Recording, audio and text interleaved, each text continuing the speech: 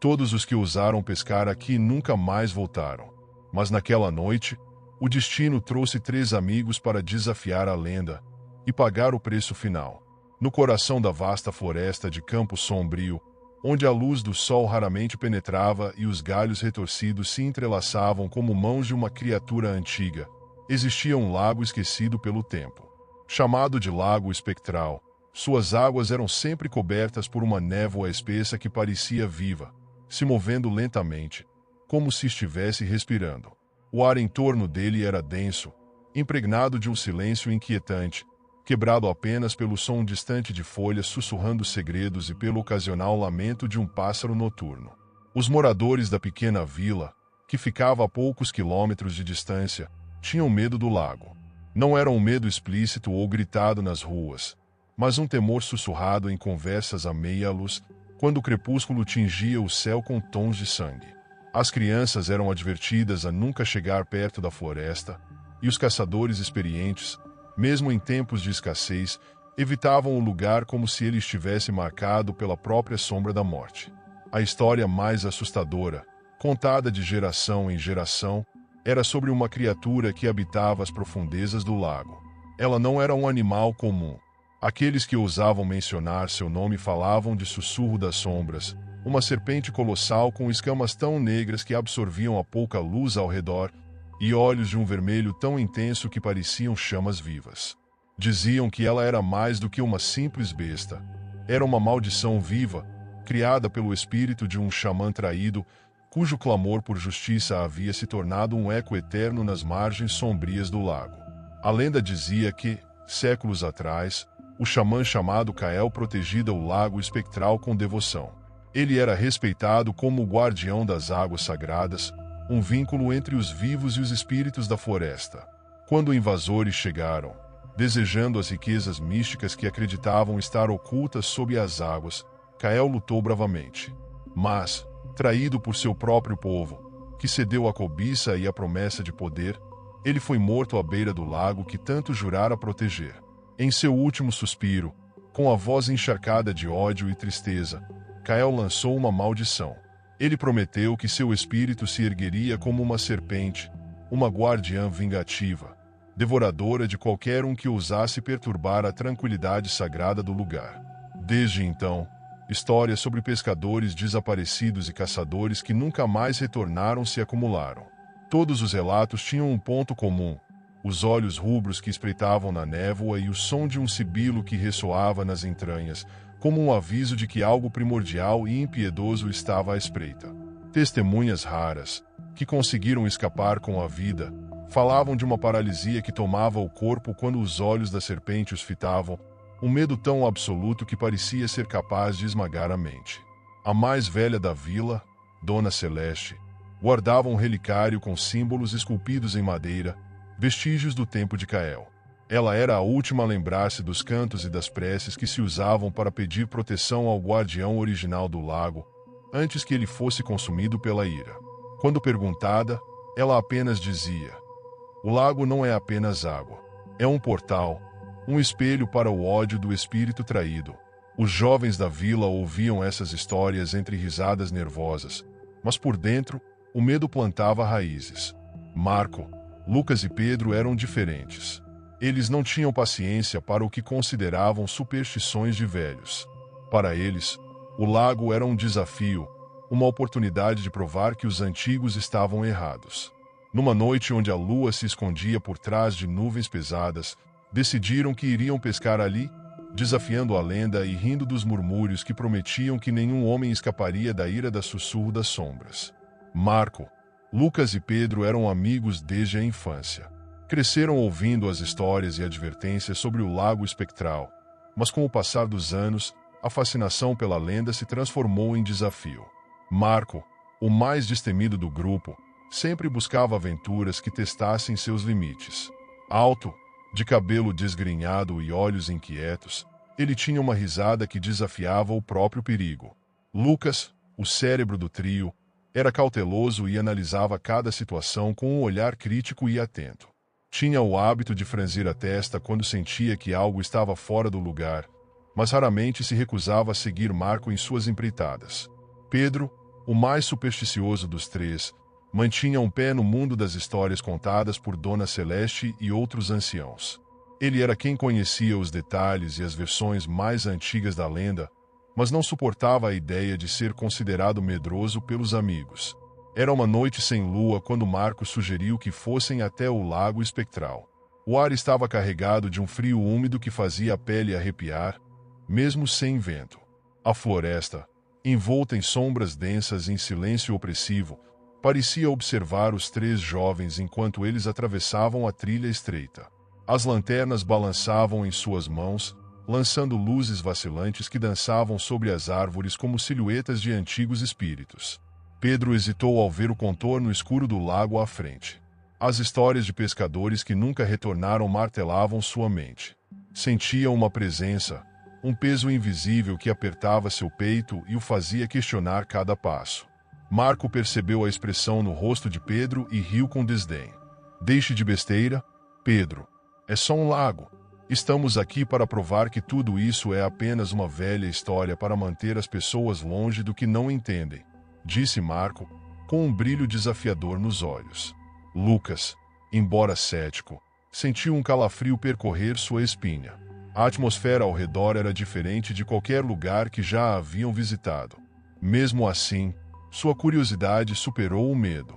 Ele sabia que, se houvesse uma explicação para os desaparecimentos e os rumores sobre a serpente, poderia descobri-la e desmistificar o terror que rondava a vila. Sem mais delongas, eles montaram o pequeno acampamento na margem do lago. O som do cascalho sob seus pés parecia ecoar em todas as direções, enquanto as sombras da floresta pareciam se mover e contorcer nas bordas de sua visão. Pedro prendeu a respiração quando um estalo quebrou o silêncio. Um galho, pensou ele, mas seus olhos diziam o contrário. Parecia que a floresta estava viva, espreitando, aguardando o momento certo para agir. Marco jogou a linha na água com um gesto decidido, e a superfície do lago se partiu em ondulações lentas. A névoa ao redor parecia intensificar-se, espessando-se como fumaça, e a temperatura caiu abruptamente. Lucas observava as ondulações, fascinado por como a névoa parecia responder ao movimento. Pedro, por outro lado, sentia os cabelos de sua nuca se eriçarem. Ele podia jurar que algo o observava de volta, de dentro da névoa. Vocês estão vendo isso? Lucas sussurrou, apontando para a margem oposta, onde a névoa parecia pulsar, como se respirasse. Marco estreitou os olhos, mas antes que pudesse responder, um som rompeu o silêncio, um sibilo baixo e prolongado, tão profundo que parecia vir de todas as direções ao mesmo tempo. O coração de Pedro disparou, e ele deu um passo involuntário para trás. Lucas prendeu a respiração, seus olhos fixos na escuridão. Marco forçou um sorriso, mas a tensão em sua mandíbula traía sua tentativa de bravata. O som voltou, desta vez mais alto, como se algo imenso estivesse acordando sob a superfície do lago.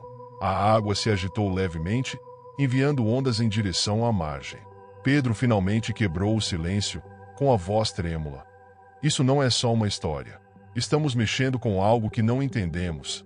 Marco olhou para Pedro, o desafio em seus olhos agora misturado com incerteza. Antes que qualquer um deles pudesse reagir, uma sombra começou a se formar sob a superfície do lago, crescendo e distorcendo, anunciando a presença de algo colossal.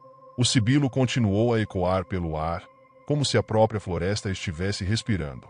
A névoa ao redor do lago espectral parecia ganhar vida, moldando-se em formas disformes que se desfaziam e se reformavam com uma fluidez quase sobrenatural.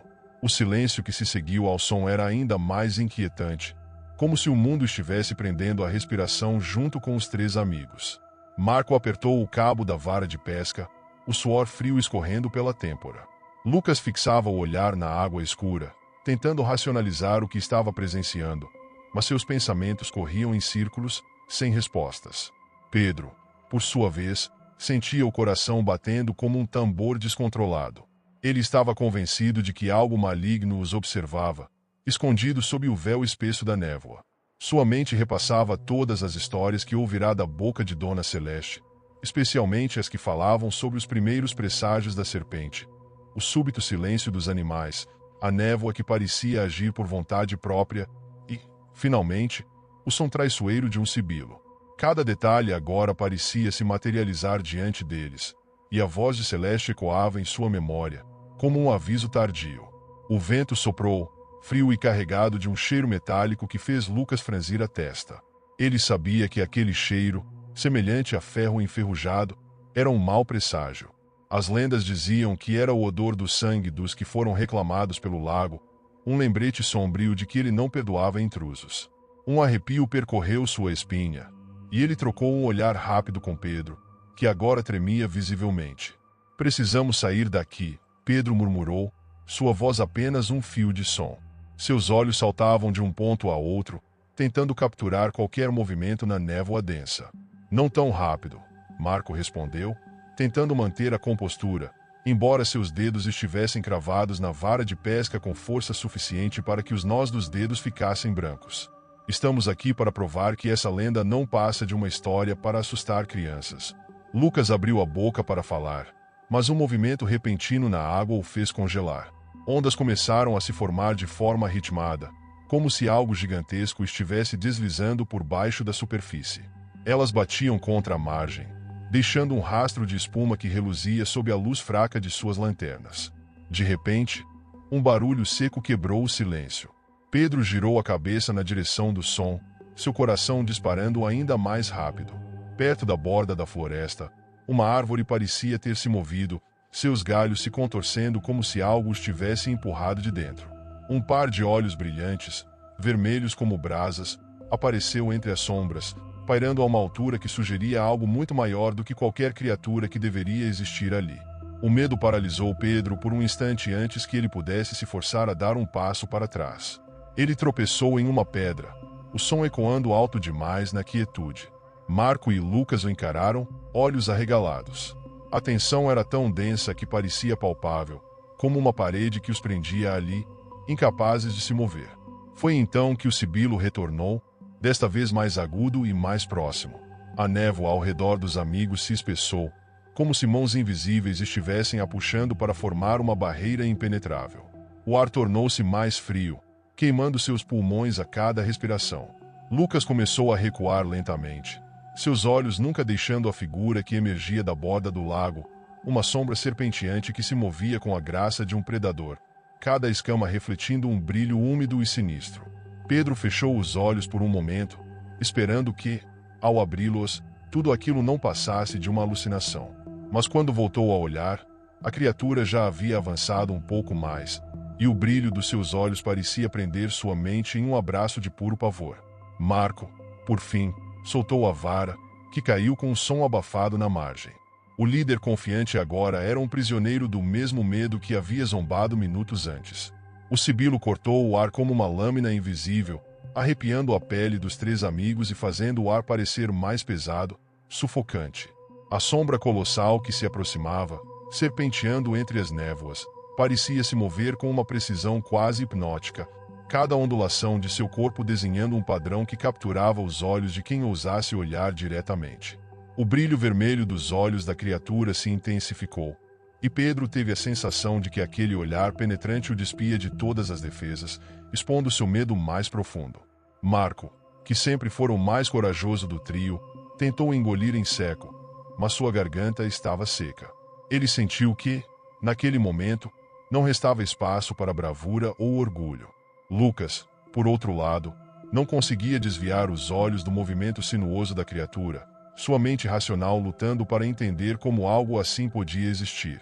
Ele se perguntava se estava preso em um pesadelo, mas cada detalhe, desde o som de suas próprias respirações ofegantes até o farfalhar das folhas na floresta, era intensamente real. Foi então que a criatura fez seu primeiro movimento de ataque. Em um instante, o corpo monstruoso ergueu-se da água, revelando escamas escuras e brilhantes, com um brilho quase oleoso que refletia o pouco de luz disponível. As mandíbulas abriram-se em um arco descomunal, mostrando fileiras de dentes afiados, e o sibilo se transformou em um rugido baixo e grave, que parecia fazer o chão tremer. A serpente, a personificação da lenda e da maldição que assombrava o lago, finalmente se mostrava em toda sua glória aterrorizante. Marco recuou instintivamente, mas tropeçou, caindo de costas na terra úmida da margem.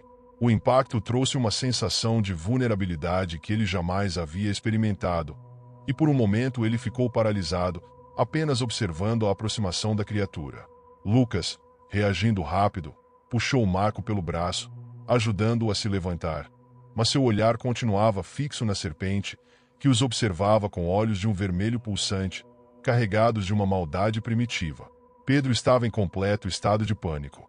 Sua mente girava entre memórias confusas das advertências de Dona Celeste e o horror que se desenrolava diante de seus olhos. Ele lembrava das palavras da velha sobre como a serpente amaldiçoada era impiedosa com os que profanavam o santuário do lago. Seus dedos tremiam enquanto tentava se agarrar a qualquer fiapo de coragem, mas tudo o que conseguia sentir era o peso esmagador do medo. A criatura, sem qualquer aviso, lançou-se em direção a eles, a velocidade surpreendente para seu tamanho imenso. A cauda descomunal chicoteou o ar e golpeou o chão com uma força que fez pedras voarem e a terra tremer. Marco, Lucas e Pedro correram para o lado oposto, buscando qualquer refúgio possível, enquanto a serpente começava a circular ao redor deles, fechando o cerco como um predador brincando com suas presas. Lucas tentou pensar em uma saída, mas a criatura parecia antecipar cada movimento, suas escamas emitindo um leve brilho esverdeado que reluzia na névoa.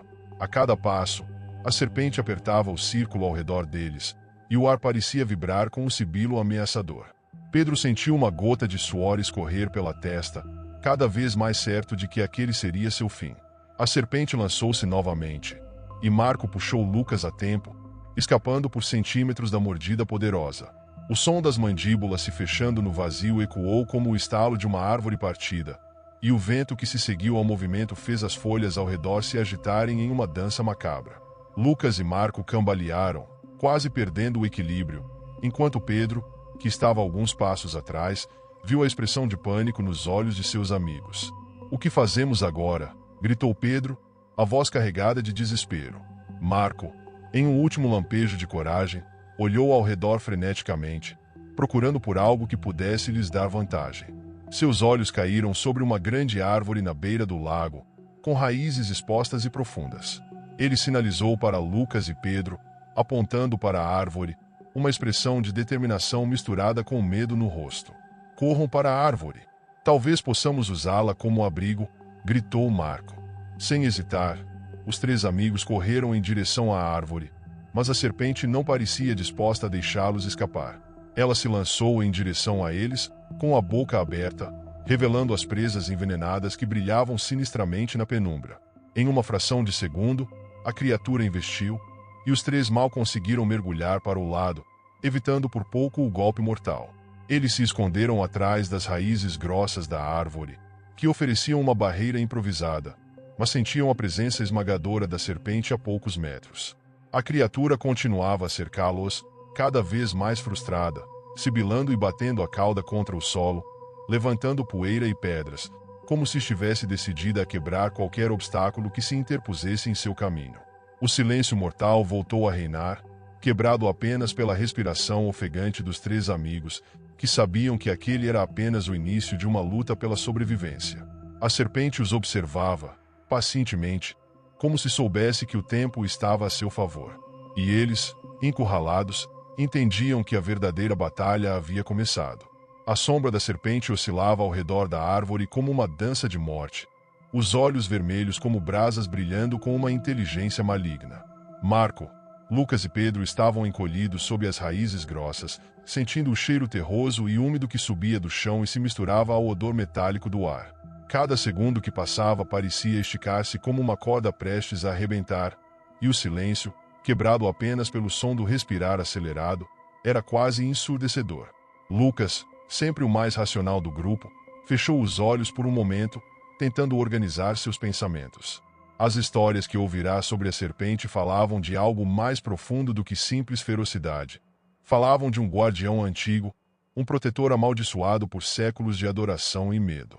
Ele se lembrou das palavras de Dona Celeste sobre um ritual esquecido, uma prática ancestral que, em noites de luar, afastava a ira da criatura e apaziguava os espíritos inquietos do lago. "Temos que tentar algo diferente. Ela não vai parar até nos pegar", Lucas murmurou, os olhos ainda fechados enquanto sua mente buscava detalhes perdidos nas lendas. Pedro, cuja respiração era quase um soluço, olhou para Lucas com pavor e confusão. Do que você está falando? Não temos como enfrentá-la. Não com armas. É um demônio, Lucas. Nada disso faz sentido. Marco, agora recobrando a coragem perdida, olhou para Lucas e depois para Pedro. Ele sabia que Lucas raramente falava sem razão. Se tem algo que possa nos ajudar, agora é a hora. O que você sabe, Lucas? Lucas abriu os olhos, que agora refletiam determinação. Há um rito antigo de proteção. Precisa ser feito com oferendas e palavras sagradas. É arriscado, mas talvez seja nossa única chance. Pedro estremeceu. As histórias de sua infância, que sempre soaram como folclore distante, agora eram reais e perigosas. E o que precisamos para esse ritual? Perguntou, sem disfarçar o tremor na voz. Lucas tentou se lembrar de todos os detalhes. Precisamos de 3 coisas: fogo, um objeto pessoal para cada um de nós e sangue. A lenda diz que a serpente reconhece a coragem dos que oferecem sacrifícios. E as palavras certas precisam ser ditas. Marco, sempre o primeiro a agir, vasculhou os bolsos. Encontrou um pequeno isqueiro, gasto mas funcional. Isso serve para o fogo. Mas e o resto? Pedro, sem hesitar mais, retirou do bolso um pingente antigo que sua avó lhe dera. Aquele pequeno talismã fora abençoado, segundo ela, com as orações de seus antepassados. Ele o colocou no chão entre eles, o coração batendo freneticamente. Marco pegou seu amuleto de chifre de cervo, algo que ele sempre usava em suas expedições como símbolo de sorte. Lucas olhou para o relógio de pulso velho que pertencera a seu avô e, com um pesar súbito, retirou-o, colocando-o junto aos outros objetos. O som da serpente continuava ao redor, agora acompanhado por um farfalhar constante e ameaçador. O tempo era curto, e as palavras que Lucas começara a murmurar pareciam flutuar na atmosfera pesada, ressoando com uma energia quase palpável. Ele pronunciava as sílabas com precisão, os ecos das palavras perdidas na história reverberando com uma cadência que lembrava o pulsar do próprio coração da floresta. Marco usou o isqueiro para acender um pequeno fogo improvisado, que tremulou à beira de se apagar, mas logo ganhou força, lançando chamas trêmulas que pintaram as sombras ao redor com luzes e movimentos dançantes. O brilho refletiu nas escamas da serpente, que pareceu hesitar por um momento, observando os jovens com olhos carregados de fúria e curiosidade. Agora, o sangue, sussurrou Lucas, sua voz quase inaudível. Sem hesitar, ele fez um pequeno corte na palma da mão com a lâmina de um canivete que Marco trazia, deixando gotas caírem no fogo. O som do crepitar das chamas ao tocar o sangue pareceu aumentar, e um aroma pungente se espalhou. Pedro e Marco o imitaram, cada um oferecendo seu próprio sacrifício, sentindo a dor latejar enquanto o calor do fogo se intensificava. O sibilo da serpente atingiu um tom mais alto, estridente, e a criatura se contorceu, como se algo a estivesse repelindo. As raízes da árvore estremeceram, e o ar ao redor ficou mais pesado, carregado de uma energia densa e elétrica. As palavras do ritual continuaram a sair dos lábios de Lucas, agora acompanhadas de uma leve mudança na cor das chamas, que assumiram um tom azulado, iluminando seus rostos com um brilho sobrenatural. Pedro segurou sua respiração, observando o olhar fixo da serpente, que parecia avaliar os jovens pela primeira vez, não como presas, mas como adversários. O tempo pareceu parar por um instante, e o silêncio voltou, carregado de um suspense que era quase insuportável. O ar parecia vibrar com uma tensão insuportável enquanto a serpente, hesitante por um momento, recuava alguns centímetros, como se avaliasse o poder das chamas e das oferendas que os amigos haviam feito. O fogo azul tremeluzia de forma estranha, lançando sombras disformes que se moviam como espectros dançantes sobre as árvores e o solo. O rugido grave e profundo que vinha da criatura ecoava pelo espaço, ressoando nos ossos dos jovens, uma advertência de que o perigo ainda não havia passado. Pedro sentia as mãos suarem, mesmo com o frio cortante que permeava o ar. Ele olhou para os amigos, os rostos iluminados pelas chamas com expressões de determinação e medo. Marco mantinha os olhos fixos na criatura, seus músculos tensos como cordas prestes a arrebentar, enquanto Lucas murmurava as últimas palavras do ritual, a voz vacilante mas firme. O tempo parecia correr mais devagar, cada segundo se arrastando como se o próprio universo estivesse à espera do desfecho daquele confronto. A serpente, movida por uma fúria antiga e sobrenatural, soltou um rugido ensurdecedor e avançou com a velocidade de um raio, sua cauda golpeando o chão e levantando uma nuvem de poeira e pedras. O impacto fez a árvore atrás dos amigos estremecer, e uma das raízes quase os jogou ao chão. Marco se jogou para o lado, puxando Pedro, enquanto Lucas mal conseguiu evitar ser atingido pelo movimento rápido da criatura.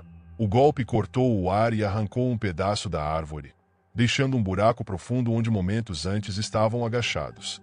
"Ela não vai parar", gritou Pedro, o medo em sua voz misturando-se com uma sensação crescente de desesperança. "O que mais podemos fazer?" Lucas olhou ao redor, o coração disparado. As lendas não diziam como derrotar a serpente, apenas como evitar seu ataque.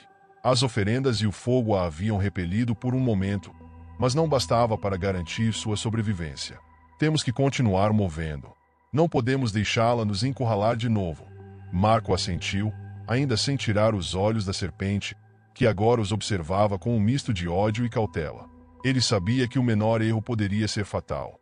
"Precisamos distraí-la. Lucas, você e Pedro tentem atrair a atenção dela.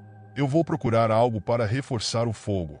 Pedro engoliu em seco, mas concordou com um aceno de cabeça. Antes que pudesse pensar demais, ele gritou, batendo uma pedra no chão e correndo para a esquerda. A serpente girou a cabeça na direção do som, seus olhos faiscando, e avançou em um movimento sinuoso que fez o chão tremer. Lucas aproveitou a distração para pegar um galho em chamas e sacudi-lo à frente da criatura, na esperança de intimidá-la. O brilho das chamas azuis fez a serpente hesitar por um segundo, seu corpo gigantesco parando momentaneamente. Mas logo ela avançou novamente com uma fúria renovada. Marco corria pelo perímetro do pequeno espaço aberto, seus olhos varrendo a área em busca de algo que pudesse servir como combustível. Encontrou uma pilha de galhos secos e folhas mortas. Com pressa, os lançou sobre o fogo, que estalou e cresceu, lançando faíscas brilhantes no ar noturno.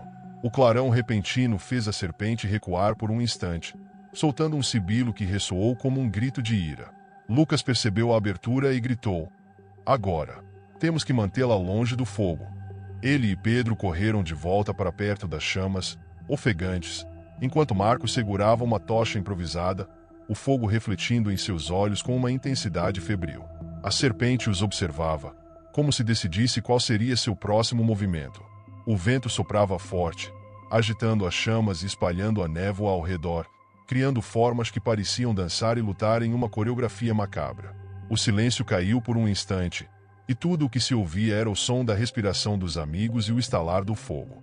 Então, com um movimento inesperado, a serpente arqueou o corpo e lançou sua cauda em um golpe que dividiu o ar com um assobio mortal.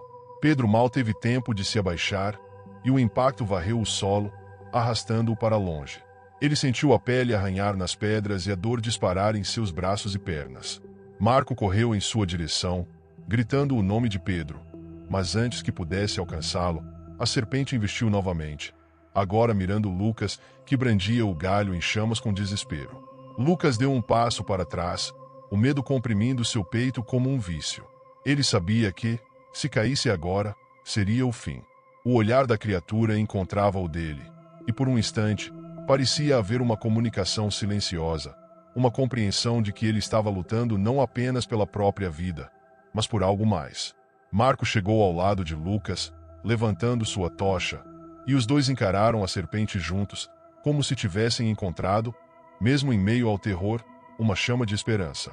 A chama da tocha tremeluzia com uma intensidade desesperada, lançando sombras em todas as direções enquanto Marco e Lucas mantinham a serpente à distância. O ar estava carregado, denso com o cheiro de fumaça e o metal do medo. Pedro, ainda caído no chão, tentava se erguer, o corpo latejando de dor, mas os olhos fixos na criatura que o cercava.